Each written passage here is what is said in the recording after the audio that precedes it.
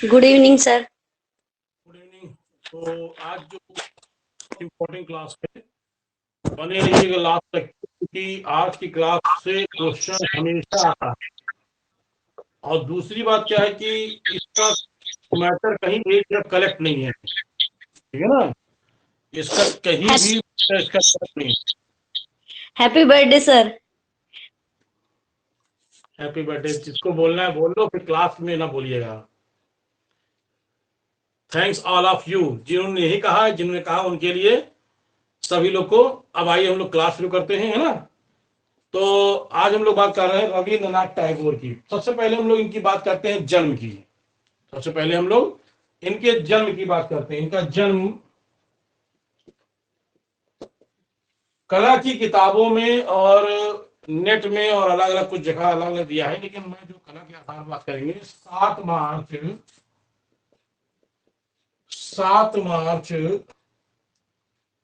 1800, इनका है 7 मार्च 1861, कलकत्ता के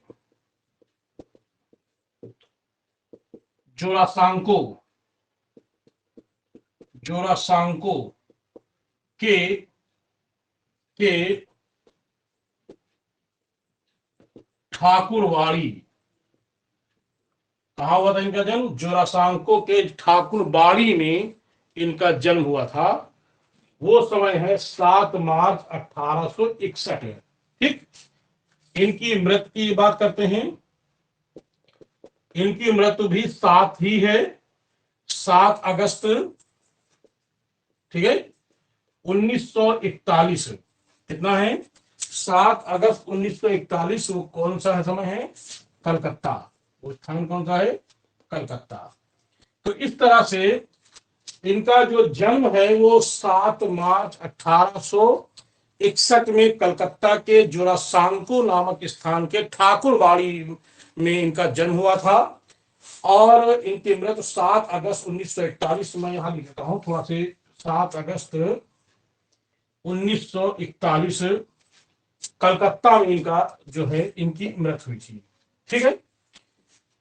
तो इनके पिता का नाम देख लेते हैं पहले। पिता का नाम देवेंद्रनाथ टैगोर। देवेंद्रनाथ टैगोर, ठीक है। मां का नाम शारदा देवी। पत्नी का नाम मृणालिनी। क्या नाम है? पत्नी का नाम इनका मृणालिनी देवी। मृणालिनी देवी। बहन का नाम स्वर्ण कुमारी। क्या नाम है? बहन का नाम है स्वर्ण कुमारी। याद रखिएगा, इनकी बहन का नाम है स्वर्ण कुमारी। ये एक उपन्यासकार है। ये क्या है? उपन्यासकार है। ये एक उपन्यासकार है, ठीक है। इनके भाई भी हैं। इनके भाई का नाम है, एक का नाम सत्येंद्र नाथ टैगोर। देखते हैं इनके भाई का नाम। भाई देख लेते हैं। रविन्द्रनाथ टैगोर से बड़े भाई थे, जिनका नाम था, इनके भाई, इसका नाम था द्विजेंद्र। पहले देख ले, द्विजेंद्र, द्विजेंद्र नाथ टैगोर, ठीक है। ये उपन्यासकार थे, नहीं दार्शनिक थे। ये कौन थे? ये एक दार्शनिक थे। दूसरा भाई अगला, जिसका नाम था सत्येंद्र नाथ टैगोर। टैगोर ये प्रथम भारतीय आईसीएस अधिकारी, ये पहले आईसीएस अधिकारी थे जिन्होंने इनको पास किया था। आईपीएस पास किया था, आईसीएस अधिकारी। और तीसरे भाई का जो नाम था, उनका नाम था, यानी द्विजेंद्र, सत्येंद्र, और तीसरे भाई का जो नाम था ज्योतिरिंद्र, ज्योतिरिंद्र नाथ टैगोर। ये एक नाटककार और संगीतकार। ये इनका परिवार था। चार भतीजे तो जानते ही हैं, एक का नाम अवनींद्रनाथ टैगोर, दूसरे का नाम गगनेंद्रनाथ टैगोर। ठीक है, तो इस तरह से एक बार फिर से इनके परिवार देख लेते हैं। इनके परिवार में इनके पिता का नाम देवेंद्र नाथ, माँ का नाम शारदा देवी, पत्नी का नाम मलरानी देवी, बहन का नाम जो था इनके, अभी मैंने बताया स्वर्ण कुमारी, और भाई के नाम मैंने अभी आपको बताया है द्विजेंद्र नाथ, सत्येंद्र नाथ, ज्योतिरिंद्र नाथ। यानी ये एक टैगोर परिवार था। ठीक है, तो इस तरह से सर जन्म 7 मई है। हाँ तो मार्च लिखा वो, हाँ वही बोल दो, पहले बोल दिया ना मैंने पहले बोल दिया है कि आप नेट में, आपने नेट सर्च किया होगा ना भाई, आपने नेट सर्च किया है नहीं किया है, बोले? हाँ जी सर, वो वैसे ही पड़ा हुआ है शुरू से 7 मई। नहीं नेट में देखा होगा ना। ये वैसे तो इनकी कला किताब में 7 मार्च है, लेकिन मैं पहले बोल दिया ना कि इनका मैं तो स्टार्टिंग में ही बोल दिया मैंने कि इनके जन्म को लेकर के कहीं मार्च कहीं मई है, तो मैं किताब की बात मान रहा हूँ। ठीक है, मेरी किताब के, हाँ मेरी किताब के आधार पर माना है, तो उनका जन्म मैंने मार्च, वैसे मई नेट में भी मई दिया हुआ है। तो जैसे क्वेश्चन आएगा जिसके लिए कोई दिक्कत नहीं, मैं मई और मार्च दोनों है तो मैं मार्च लगाया हूँ। रविन्द्रनाथ टैगोर की आगे बात करते हैं। तो रविन्द्रनाथ टैगोर का जो बचपन है, वो बचपन इनका वहीं जो असांकों में ही बीता, वहीं इन्होंने प्रारंभिक शिक्षा प्राप्त की और फिर ये बंगाल आ गए, यानी कलकत्ता आ गए, और इन्होंने बंगाल शैली पे इन्होंने यानी कलकत्ता स्कूल ऑफ आर्ट से इन्होंने कुछ ना कुछ सीखा। फिर ये चले गए ये 1878 में ये लंदन के ब्रिजटोन, लंदन में एक स्थान है ब्रिजटोन, ब्रिजटोन ब्रिजटोन में स्थित एक स्कूल है। उस स्कूल का नाम जो है Saint Xavier school, Saint Xavier school में इन्होंने दाखिला लिया, और यहां से ये बैरिस्टर बन गए। क्या बने? बैरिस्टर मतलब वकील बन गए। लेकिन इनकी जो पहचान मैंने अभी आपको नहीं बताई है, इनकी पहचान मूल रूप से, इनकी पहचान विश्व कवि, इनको विश्व कवि के रूप में या इनको गुरुदेव के रूप में इनको जाना जाता है। ये विश्व कवि के रूप में और गुरुदेव के रूप में इनको पूरा विश्व जानता है कि ये विश्व कवि है, ये गुरुदेव है। तो इस तरह से ये रविंद्रनाथ टैगोर जो है विश्व कवि के रूप में जानते हैं, लेकिन वास्तव में ये एक संगीतकार, नाटककार, उपन्यासकार। ठीक है, और अंत में इनको कहेंगे चित्रकार, अंत में इनको कहेंगे हम चित्रकार। तो जब ये बैरिस्टर बन गए, ठीक है, जब ये बैरिस्टर बन गए तो बैरिस्टर बनकर के वापस भारत में आए, और 1897 में, ध्यान देना, 1897 में ये भारत आए और अपने पिता का इन्होंने साथ दिया। इनके पिता ने एक आश्रम खोला था, उस आश्रम का नाम था बुलिया तोरे आश्रम, बुलिया तोरे आश्रम। इस आश्रम को खोला किसने था? इनके पिता ने, और पिता का नाम अभी मैंने बताया, उनका नाम था देवेंद्रनाथ टैगोर, देवेंद्रनाथ टैगोर। यह बुलिया तोरे आश्रम कब खोला गया था? 1863 में।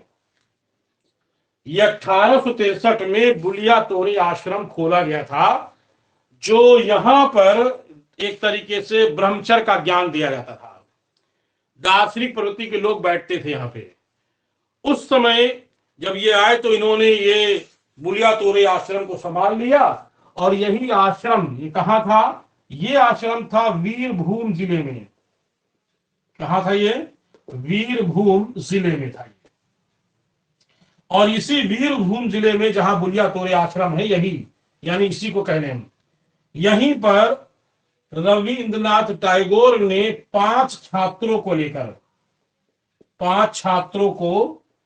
लेकर यहां पर शिक्षा कार्य शुरू किया। यानी 5 छात्रों को लेकर के इन्होंने 5 छात्रों को पढ़ाना शुरू किया सर्वप्रथम यहीं पे।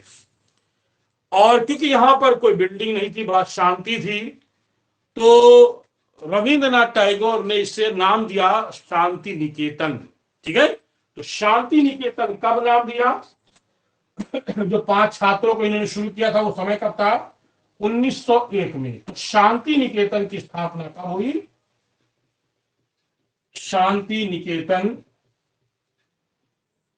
की स्थापना 1901 में हुई। ध्यान रखिएगा, शांति निकेतन की स्थापना कब हुई? तो लिखेंगे 1901। और शांति निकेतन का प्राचीन नाम क्या है? तो कहेंगे बुलिया तोरे आश्रम।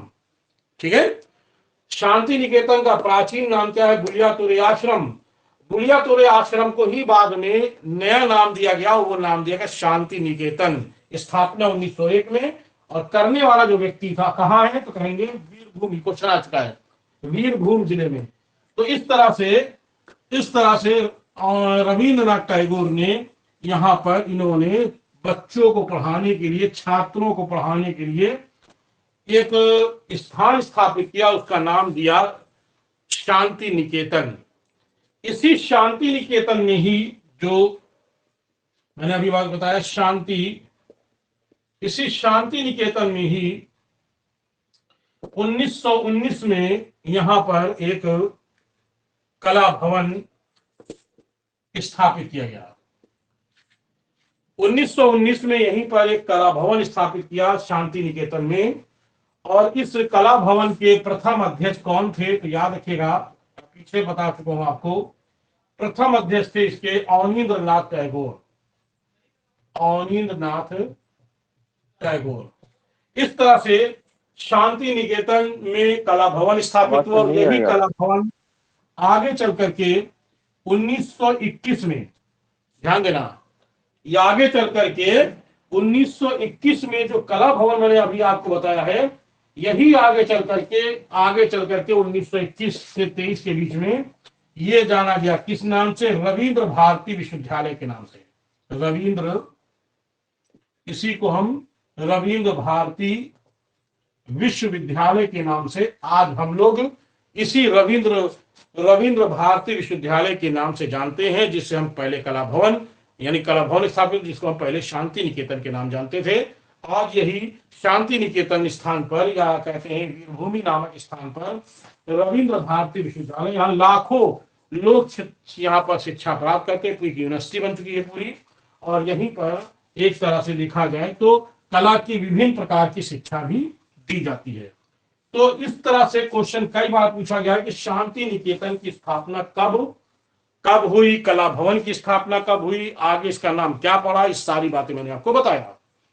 अब हम बात करते हैं रविंद्रनाथ टैगोर से जुड़ी घटना। आपको जान लें कि 1905 में बंगाल विभाजन हुआ था। 1905 में बंगाल विभाजन हुआ। ये बंगाल जो था वो 2 भागों में बांट दिया गया, एक पूर्वी बंगाल, एक पश्चिमी बंगाल, यानी बंगाल को विभाजन करके 2 हिस्सों में बांट दिया। एक पूर्वी बंगाल और दूसरा था पश्चिमी बंगाल। ठीक है, तो ये पूर्वी बंगाल और पश्चिमी बंगाल 2 भागों में बांटना मतलब ये नहीं था कि बंगाल को बांटा जा रहा, बल्कि ईस्ट इंडिया कंपनी ने इसको बांटा था। बांटने का मूल उद्देश्य था हिंदू मुसलमानों को आपस में बांट देना, जिससे उनकी मूल एकता में फूट पड़ जाए और वो एक साथ न खड़े हो सके। तो ये 1905 में बंगाल विभाजन किया गया, और जिस दिन ये बंगाल विभाजन किया गया उसी दिन रविंद्रनाथ टैगोर ने गीत की रचना की थी। ठीक है, यानी बंगाल विभाजन के दौरान रविंद्रनाथ टैगोर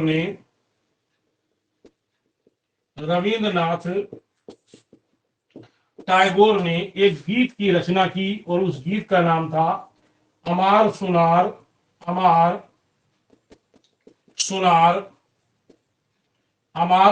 बंगला। क्या था? अमार सुनार बंगला। ये गीत किस भाषा में था? ये बंगला भाषा में रविंद्रनाथ टैगोर ने अमार सुनार बंगला, मेरा प्यारा न्यारा बंगला, सबसे अच्छा बंगला, मतलब जो है मेरे स्थान। तो अमार सुनार बंगला, जिस गीत की रचना रविन्द्रनाथ टैगोर ने बंगाल विभाजन के प्रारंभ में, यानी जब बंगाल विभाजन किया गया था तभी इस गीत की रचना की। यही गीत कालांतर में, कालांतर का मतलब है कि आगे चल करके देश आजाद होने के बाद 1972 में जब बांग्लादेश बना है तो बांग्लादेश का राष्ट्रीय गीत घोषित। यस, लास्ट में 2 नंबर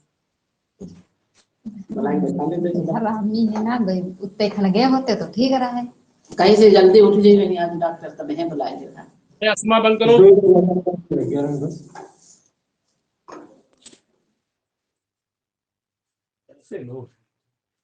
अमार सुनार बंगला जो बंगला भाषा में था। तो इस गीत को, यानी ये गीत जो है 1972 में, 1972 में ये गीत जो है बांग्लादेश का राष्ट्रीय गीत बन गया। ठीक है, यानी 1972 में अमार सुनार बंगला जो है वो राष्ट्रीय गीत बन गया। ये रविंद्रनाथ टैगोर के द्वारा लिखा गया गीत था, जो बंगाल विभाजन के प्रारंभ में। ये बंगाल विभाजन लगातार चलता रहा, जगह जगह इसका आंदोलन हुआ, बहुत सारे लोग गिरफ्तार हुए, बहुत सारे लोग जो है जेल गए। इस तरह से ये आंदोलन लगातार चलता रहा। लेकिन 1910 तक आते आते सरकार भी टूट चुकी थी और सरकार चाहती थी कि इस बंगाल विभाजन को रद्द कर दिया जाए। खैर, 1910 में इस विभाजन को रद्द करने के लिए यहां पर आ रहे थे सम्राट, यानी इंग्लैंड के सम्राट। 1910 में भारत आने वाले थे इंग्लैंड के सम्राट, और उस सम्राट का नाम था जॉर्ज पंचम। याद रखिएगा, ये सम्राट आने वाले थे। भारतीय लोगों को उम्मीद जगाई कि लगता है कि हम लोग का बंगाल विभाजन में कुछ ना कुछ रद्द कर सकते हैं, ये हम लोग के लिए कुछ हो सकता है। तो एक बाकायदा इनके लिए बाकायदा किया गया, इनके लिए एक पंडाल लगाया गया, एक बाकायदा पूरा जो है एक दरबार लगा, जिसे हम दिल्ली दरबार के नाम से जानते हैं। तो 1910 में इंग्लैंड के सम्राट जॉर्ज पंचम के स्वागत के लिए दिल्ली बाकायदा दिल्ली के कोरोनेशन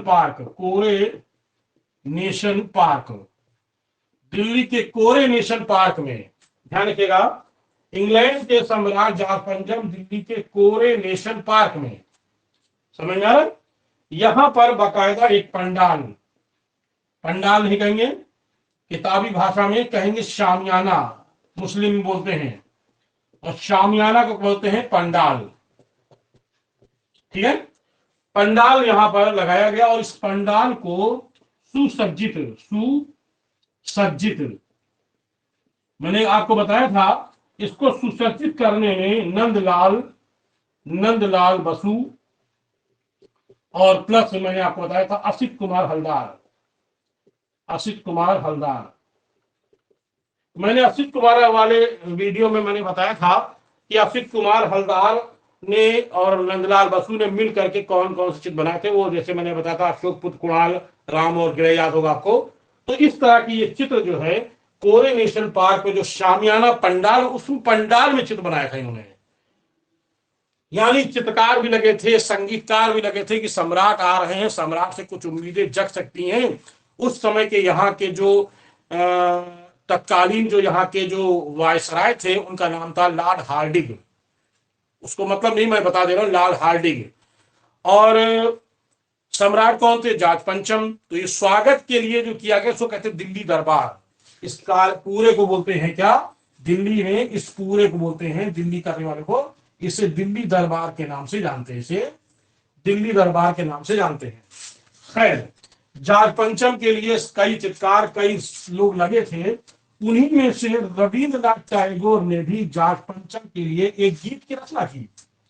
1910 में रविंद्रनाथ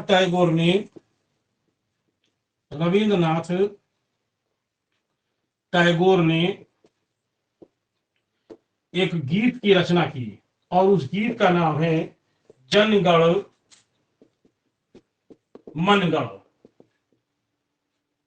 जनगण मनगण, ठीक है, अभिनायक, ठीक है, अभिनायक, भारत भाग विधाता,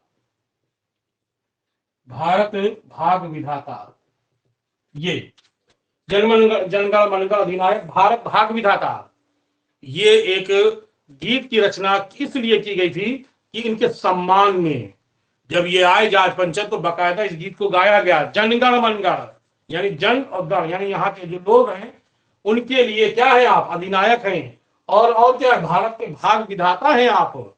इस गीत की रचना की गई और इस गीत को पहली बार 1910 में दिल्ली दरबार में गाया गया।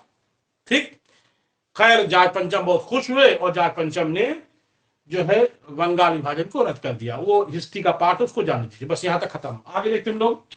अब इधर जब जनगण मनगण अधिनायक जो ये गीत लिखा गया था, इसे 1911 में पहली बार, ध्यान देना, 1911 में पहली बार जो कांग्रेस का वार्षिक अधिवेशन जो कलकत्ता में हुआ था, 1911 में पहली बार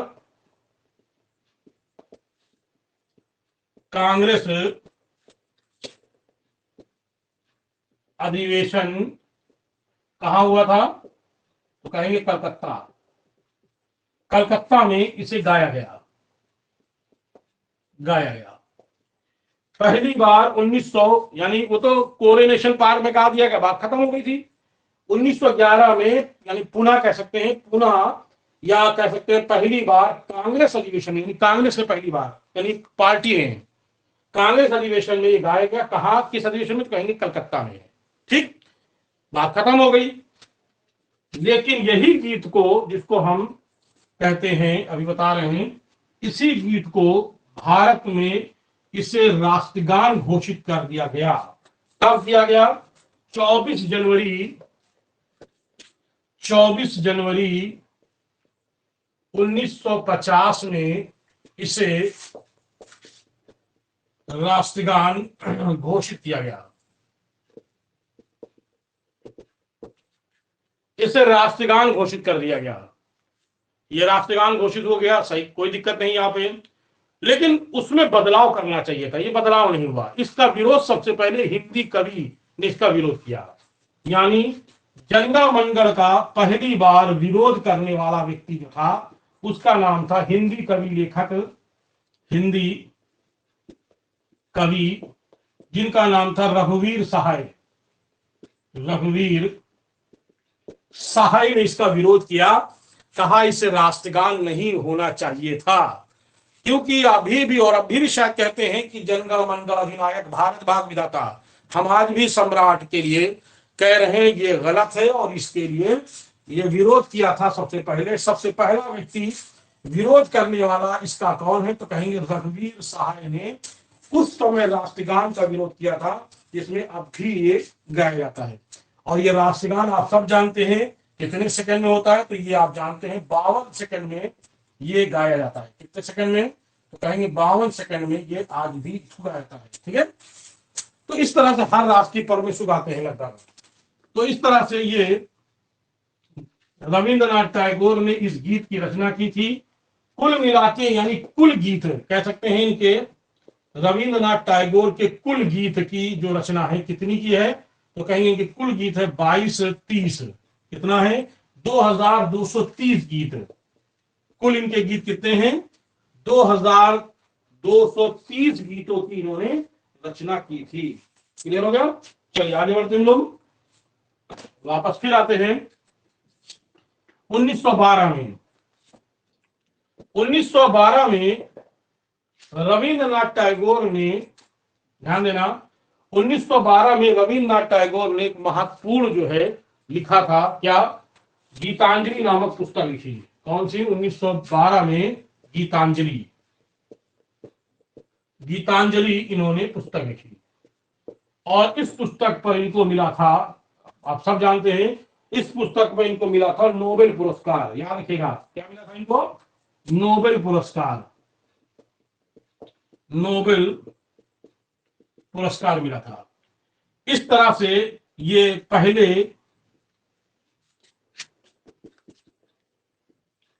एशिया के पहले व्यक्ति थे जिन्हें ये पुरस्कार मिला था। रविंद्रनाथ टैगोर एशिया के पहले व्यक्ति थे जिन्हें नोबेल पुरस्कार मिला था। ठीक है, उस पुस्तक का नाम है गीतांजलि। इसके अलावा कौन कौन सी इनकी पुस्तकें हैं, कुछ महत्वपूर्ण पुस्तकें देख लेते हैं। जैसे गीतांजलि, और कौन सी इनकी पुस्तक है, इनकी पुस्तकें गीतांजलि, जीवन स्मृति, जीवन स्मृति, कथा ओ कहानी, कथा ओ कहानी, कणिका, ठीक है, कणिका, छड़िका, कणिका अलग है, छड़िका अलग है, कणिका, छड़िका, ठीक है, काबुली वाला, कौन सी है, काबुली वाला, ठीक है, शिशु भोलानाथ, शिशु भोलानाथ, ठीक है, शिशु भोलानाथ, चोखेर बाली, और कौन सी गली देते हैं, चोखेर बाली, चोखेर बाली, मऊहा। ये सारी की सारी इनकी जो पुस्तकें हैं वो सारी की सारी किस भाषा में है, तो कहेंगे बांग्ला भाषा में। ये सारी इनकी पुस्तकें हैं, जीवन स्मृति, गीतांजलि, जीवन स्मृति, कथा और कहानी, कविता, छड़िका, काबुली वाला, काबुली वाला, काबुली वाला, और शिशु भोलानाथ, चोखेर बाली, मऊहा। ये सारे के सारे जो चित्र हैं वो चित्र है, पुस्तक है, जिन्होंने ये पुस्तक जो है रविन्द्रनाथ टैगोर के द्वारा बांग्ला भाषा में लिखी गई है। अब आइए बात करते हैं 1915 में, क्योंकि नामी ग्रामी व्यक्ति बन चुके थे ये। 1915 में ब्रिटिश सरकार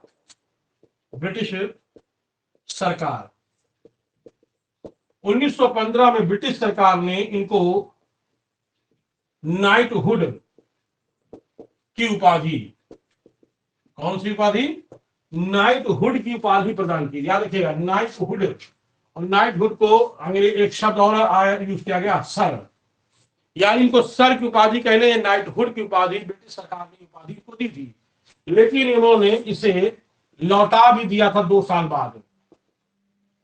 कब लौटाया, 2 साल बाद, 1917 में। कब 1917 में, जब 19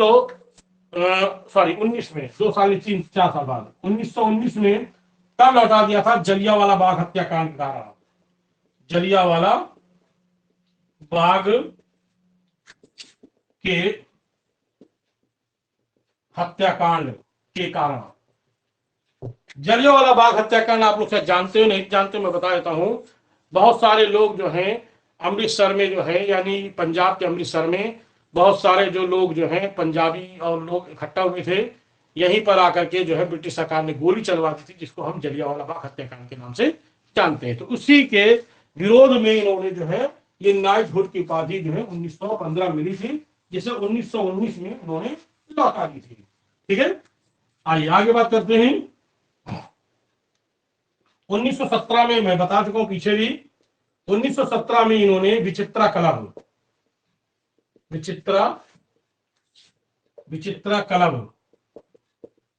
संस्था, विचित्रा क्लब की संस्था की स्थापना की थी। ठीक है, फिर इसी तरीके से 1917 से लेकर 23 इन्होंने एक संस्था और खोली थी, उस संस्था का नाम था गीतांजलि संस्था खोली थी।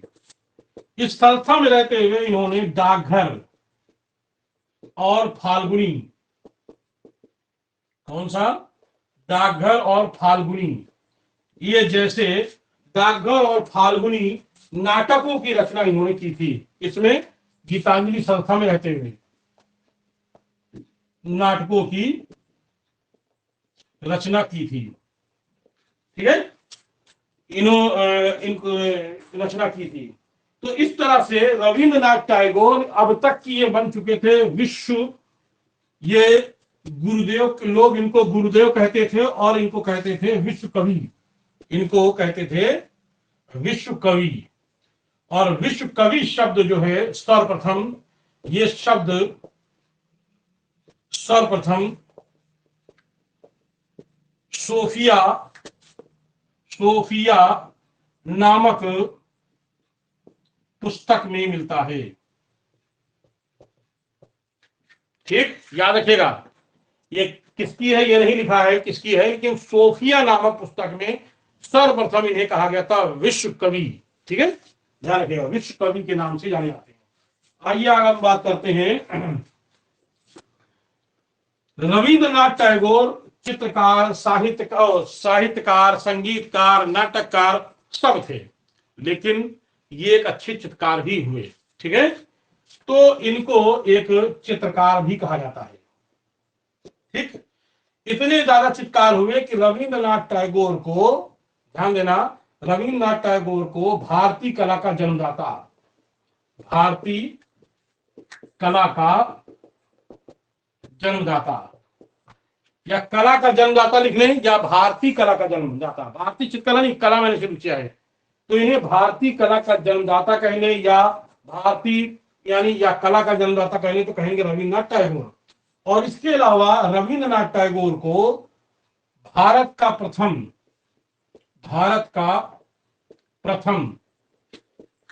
अंतरराष्ट्रीय चित्रकार, रविंद्रनाथ टैगोर को भारत का प्रथम अंतरराष्ट्रीय चित्रकार के रूप में भी जाना जाता है। तो ध्यान रखिएगा, भारतीय कला का जन्मदाता या कला का जन्मदाता किसे कहेंगे, तो रविंद्रनाथ टैगोर। मैंने स्टार्टिंग में ही बता दिया था आपको जब मैं राजा में पढ़ा रहा था आपको। और इन्हें भारत का प्रथम अंतरराष्ट्रीय चित्रकार भी मानते हैं। ठीक है, तो कैसे इन्होंने इनके दिमाग में चित्रकारी आई, ये 1924 से 26 के बीच में मैंने आपको बताया था कि नंदलाल बसु के साथ पूरे विश्व का दौरा किया था। नंदलाल बसु चित्रकार थे, तो नंदलाल बसु हर जगह जहां जाते वहां चित्रकारी को ही देखने का प्रयास करते, तो साथ में ये भी रहते थे। या ये कह लें कि रविंद्रनाथ टैगोर के साथ रह करके नंदलाल बसु जो है हर जगह जाते थे, तो वहां उन्होंने चित्रकारी देखी, तो इनके अंदर चित्रकारी करने की जिज्ञासा हुई। तो 1967 में 67 वर्ष की आयु में, और वो समय था 67 वर्ष की आयु में, या जोड़ लेंगे कितना है 1960 कितना आएगा कुछ, तो 67 वर्ष की आयु में, यानी 67 वर्ष की आयु में चित्रकारी करना शुरू किया।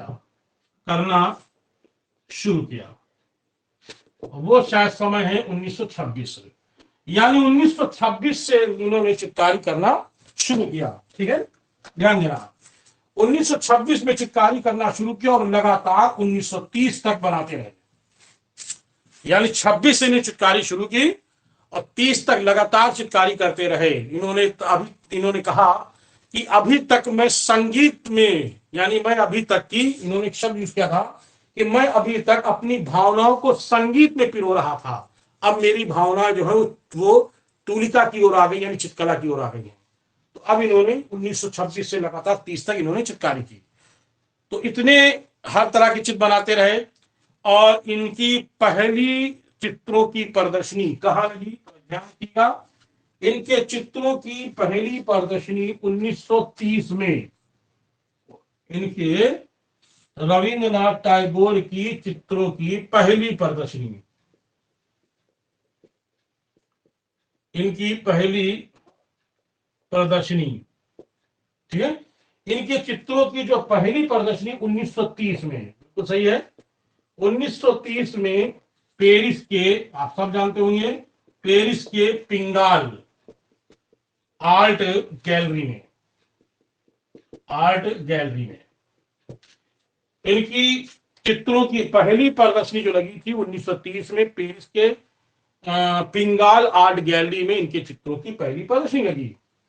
तो जब 1930 में इनके चित्रों की प्रदर्शनी लगी, उसी के बाद बर्लिन, ठीक है, स्विट्जरलैंड, लंदन, ठीक है, यानी विश्व के लगभग हर स्थानों पर, विश्व के कई शहरों पर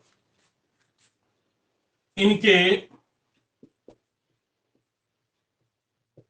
चित्रों की प्रदर्शनी लगी,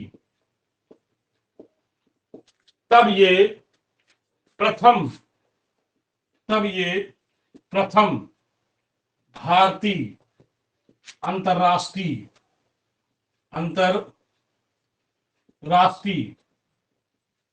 चित्रकार के रूप में फेमस हुए। यानी जगह, क्योंकि ये पहला व्यक्ति था जिसके चित्र विश्व में लग रहे थे, तो इसीलिए ये भारत के प्रथम अंतरराष्ट्रीय चित्रकार के रूप में जाने गए। तो याद रखिएगा, भारत के प्रथम अंतरराष्ट्रीय चित्रकार के रूप में, भारतीय कला के जन्मदाता के रूप में ये जाने जाते हैं, जिनका नाम है रविंद्रनाथ टैगोर। अब बात करते हैं भारत की। इन्होंने भारत में चित्र कब लगाए? इनके चित्र भारत में पहली प्रदर्शनी, भारत में इनकी पहली प्रदर्शनी 1931 में कहां लगी? तो कहेंगे बंबई में। ध्यान दीजिएगा, भारत में इनके चित्रों की पहली प्रदर्शनी बंबई में 1931 में इनकी लगाई गई थी। बात करते हैं दूसरी कब लगी? दूसरी प्रदर्शनी इनकी लगी थी कहां? तो कहेंगे कलकत्ता में। तीसरी प्रदर्शनी कहां लगी? तो कहेंगे इनकी बंबई में, फिर से ठीक बंबई में लगी। तो इस तरह से इनके लगातार जो है, इनके चित्र जो हैं लोग देख रहे थे और इनके चित्रों को लोग पसंद कर रहे थे। 1941 में, ध्यान दीजिएगा, 1941 में 1941 में अंतरराष्ट्रीय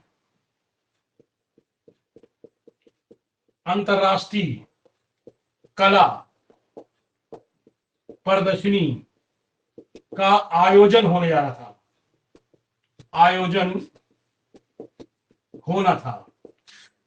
तो पूरे विश्व के जो नामी ग्रामी जो चित्रकार थे उनके चित्र लिए जा रहे थे। ठीक है, ध्यान दीजिएगा, पूरे विश्व के नामी ग्रामी लोगों के चित्र लिए जा रहे थे। भारत में बहुत सारे चित्रकार थे, लेकिन नहीं किसी लिए गए, इनके चित्र लिए गए, रविन्द्रनाथ टैगोर के। तो अंतरराष्ट्रीय कला प्रदर्शनी का जो आयोजन होना था, उसके लिए 1941 में रविन्द्रनाथ टैगोर के 4 चित्र चुने गए थे।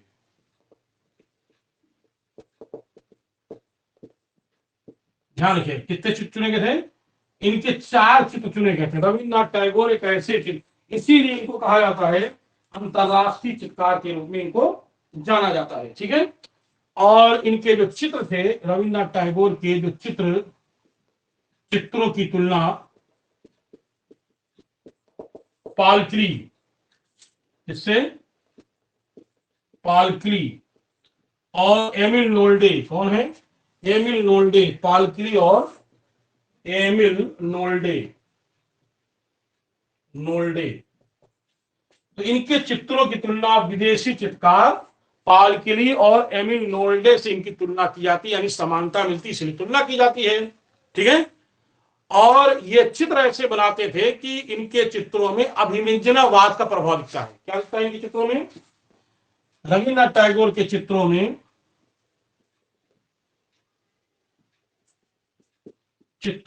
प्रभाव, तो इनका प्रभाव कौन सा है? तो कहेंगे अभिव्यंजनावाद।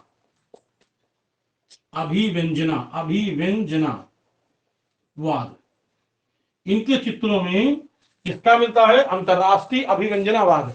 अभिव्यंजनावाद का मतलब ये होता है कि जो से टेढ़े मेढ़े तिरछे मिर्छे, यानी रेखाएं ऐसी है जो बिल्कुल जैसे आप जैसे रस्सी नहीं सुतली सब उस तरह से। तो इसलिए इनके चित्रों में जैसे उल्टा सीधा खींच दो वही चित्र है। तो ये अभिव्यंजनावाद, हम आपको वेस्टर्न पढ़ाएंगे, तो अभिव्यंजनावाद का प्रभाव इनके चित्रों में दिखता है। ठीक है, अब ये कैसे चित्र बनाते थे प्रारंभ में? इनके जो प्रारंभ में चित्र अधिकतर बनाते थे, ये मैं लिख देता हूं, प्रारंभ चित्र फिर यानी प्रारंभ में चित्र बनाते थे, फिर मध्य में यानी यानी जब मध्य में आ गए, बीच में आ गए, मध्य में चित्र कैसे बनाते थे, और अंत में अंत चित्र। तो प्रारंभ में ये बनाते थे भूत प्रेत संबंधी, भूत प्रेत संबंधी। प्रारंभ में ये केवल भूत प्रेत संबंधी चित्र बनाते थे, जिसमें भूत प्रेत दिखते हैं। जब थोड़ा सी जानकारी हो गई तो फिर ये बनाने लगे नारी संबंधी। कैसे बनाने लगे? नारी संबंधी। तो इन्होंने नारी को दो हिस्सों में दिखाया। एक नारी दिखाया कि खुले बालों वाली, घने केश वाली, जैसे महिला खुले बाल में दिखती है। एक जहां दिखाया इन्होंने, जहां एक और खुले बालों वाली महिला को दिखाया, घने केश वाली महिला को दिखाया, वहीं दूसरी ओर दुख में, यानी इस तरह से कहेंगे अंग विहीन दृश्य, यानी ऐसे महिला जिसके पास कपड़े नहीं है, अंग विहीन दृश्य वाली महिला को भी इन्होंने दिखाया। तो नारी इनका प्रिय विषय था। ध्यान रखिएगा, इनका नारी जो था वो प्रिय विषय था। चलिए लास्ट में क्या किया इन्होंने? लास्ट में इन्होंने दृश्य संबंधी, दृश्य मतलब जो जैसे दृश्य दिख रहा है उसको देख करके, तो लास्ट में इन्होंने दृश्य संबंधी या मछली, इन्होंने दो तरह के चित्र बनाए, या दृश्य संबंधी चित्र बनाए या मछली के चित्र इन्होंने अधिक बनाए हैं। लास्ट में इन्होंने इस चित्र बनाए हैं। तो इस प्रकार से रविंद्रनाथ टैगोर ने, मैंने आपको बताया कि इस तरह का चित्र बनाते थे, पहले भूत, फिर नारी, फिर मछली या दृश्य। और अधिकतर ये जो धरातल लेते थे, ये धरातल कैसा, ये नीला धरातल लेते थे, नीला धरातल। और चित्र कैसा बनाते थे उस पे? और चित्र बनाते थे पीला, यानी नीले पर पीला।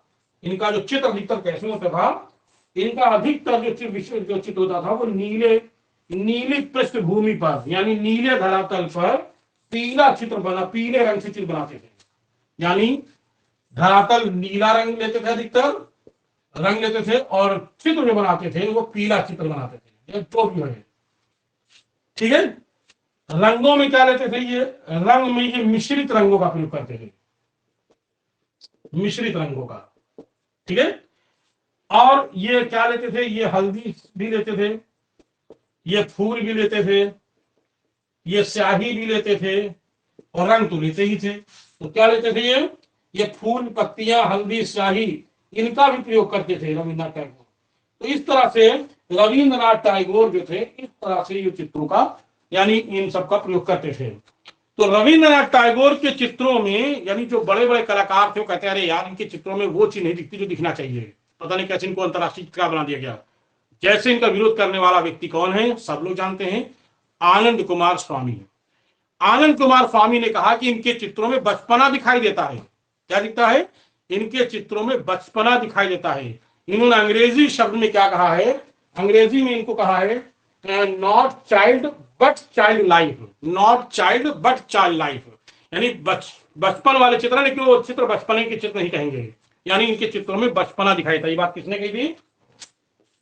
आनंद कुमार स्वामी ने कहा था कि इनके चित्रों में बचपना यानी बचपना दिखाई देता है। ये बात किसने कही थी? आनंद कुमार स्वामी ने। इसी तरीके से जयाप्पा स्वामी ने और डब्ल्यू आर्चर ने भी उल्लेख किया है।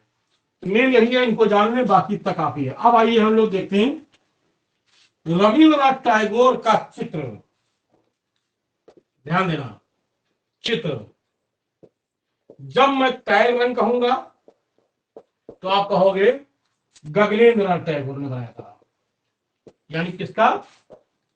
जब तैल रंग में कहेंगे तो तैल रंग में किसने बनाया? तो कहेंगे गगनेंद्र ने बनाया, गगनेंद्रनाथ टैगोर ने, यानी गगनेंद्र ने बनाया था। और जब हम कहेंगे जल रंग में किसने, तो कहेंगे अवनींद्र ने बनाया था, अवनींद्रनाथ टैगोर ने बनाया था। याद रखेगा, ये किसका है? ये चित्र है। अब मूर्ति बात करते हैं, रविन्द्रनाथ टैगोर की मूर्ति की बात करते हैं। तो मूर्ति किसने बनाई थी? एक बनाया था असित कुमार हलदार ने, शुरुआत की बात बताओ, फिर किसने बनाई थी? राम किंकर बैज ने, राम किंकर बैज ने।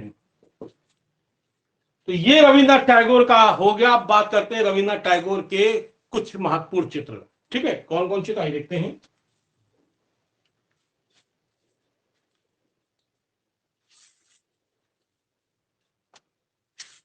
रविन्द्रनाथ टैगोर के अन्य प्रमुख चित्र,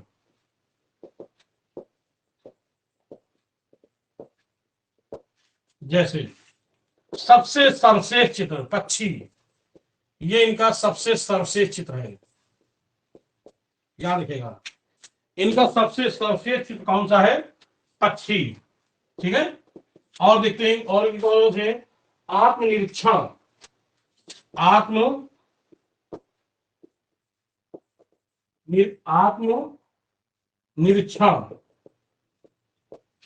नेक्स्ट, थके हुए यात्री,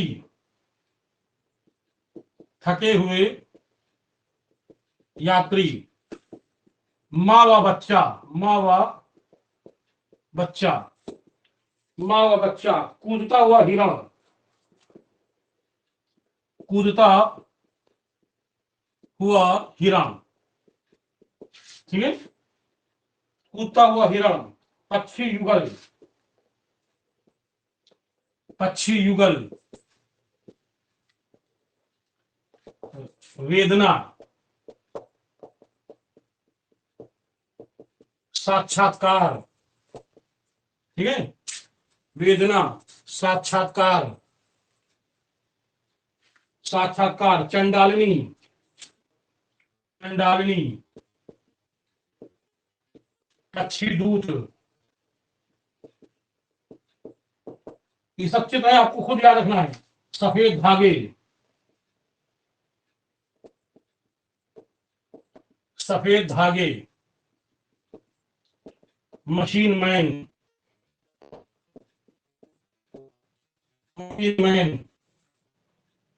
काबुली वाला, ये इनकी पुस्तक भी है। प्राचीन कानाफूसी।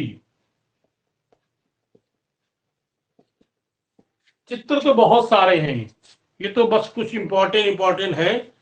होता क्या है कि इंपॉर्टेंट चित्र मैं इसलिए दिखा देता हूं, एक बार पढ़ा रहेगा तो क्वेश्चन सामने आता तो याद, अच्छा हाँ ये काबुली वाला उनका है। ठीक है, उनका खुद का आत्मचित्र, इन्होंने अपना आत्मचित्र भी बनाया था। ठीक है, ये। और एक बात और बता दें, शांति निकेतन जब स्थापित कर रहे थे स्टार्टिंग में, तो गांधी जी ने 60,000 का अनुदान दिया था शांति निकेतन को। किसको? रविन्द्रनाथ टैगोर को गांधी जी ने 60,000 रुपए का अनुदान दिया था। अनुदान किसको दिया था? शांति निकेतन के लिए। शांति निकेतन के लिए इन्होंने, गांधी ने अनुदान दिया था, महात्मा गांधी ने। सर आप 6,000 लिखे हैं सर। सर आप 6,000 लिखे हैं ऊपर। क्या करें सर? ऊपर आप 6,000 रुपए लिखे हैं ऊपर सर, 6,000 रुपए लिखे हैं ब्लैक बोर्ड पे। पीछे है कितना है? कितना है बताओ? क्या जीरो है ना? सही? अरे बोलो भाई। सर सही है सर, 7,000 बोले थे ना? 7,000, 60,000। नहीं, मैंने बोला 60,000। हाँ वो 60 से 7 समझोगे आप। मैंने 60 बोला, 60 तो 60 मतलब 7 समझ में आया होगा। जी सर, जी सर। ठीक है, तो चलिए ये अब, हाँ एक बात और बता दें, ललित कला अकादमी ने इनके 40 चित्रों को लेकर के एक एल्बम भी बनाया था। ये भी लास्ट में लिख देता हूँ। ललित कला अकादमी ने इनके 40 चित्रों को लेकर के एल्बम बनाया था। रविन्द्रनाथ टैगोर के 40 चित्रों को लेकर ललित कला अकादमी, ललित कला अकादमी नई दिल्ली ने क्या बनाया था? एक एल्बम बनाया था। कितने चित्र? 40 चित्र को लेकर। ठीक, तो चलिए फिर हम लोग कल मिलते हैं। भैया सब लोग, आप लोग लाइव आया करिए, बहुत कम लोग आते हैं। संख्या इतनी है लेकिन आते हैं थोड़े सारे लोग। चलो अभी जब आएगी तब वैकेंसी तब सब कूद जाते हैं आगे। चलिए, जय हिंद, गुड नाइट।